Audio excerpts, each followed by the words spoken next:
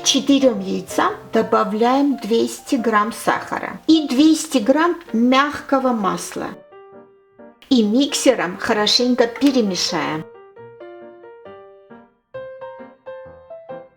А теперь добавляем наш магический компонент. Стакан йогурта. У меня здесь греческий йогурт. Можно добавить сметану, если нет йогурта. 200 миллилитров.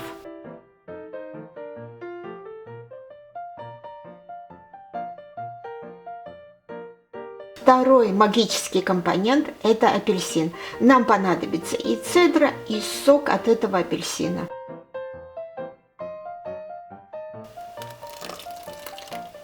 Добавляем ванилин по вкусу, перемешаем лопаточкой. Осталось только добавить муку с разрыхлителем. Я добавляю чайную ложку разрыхлителя. Здесь у меня 200 грамм муки.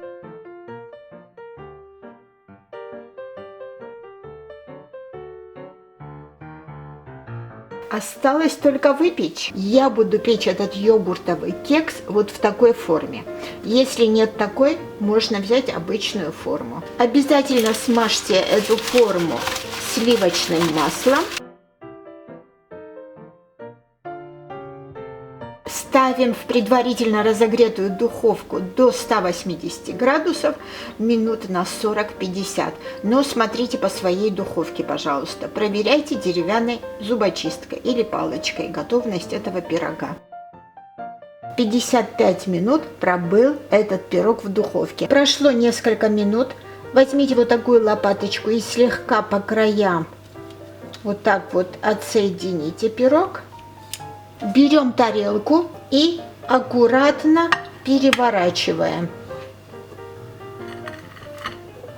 Очень легко и просто пирог вышел из этой формы. Можно сверху обсыпать сахарной пудрой или же воспользоваться вот этим апельсиновым сиропом, который у нас остался после приготовления апельсиновых засахаренных долек. Ссылка на этот рецепт будет под этим видео в описании. Посмотрите обязательно и приготовьте. И вот так берем щетку и пока этот пирог горячий, обмазываем хорошенько сиропом.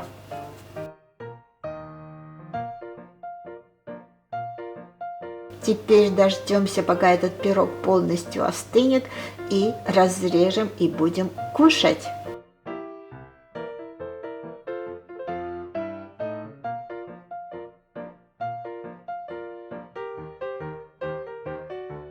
Приятного вам аппетита! Спасибо вам за просмотры. Подписывайтесь на наш канал и делитесь нашими рецептами со своими друзьями.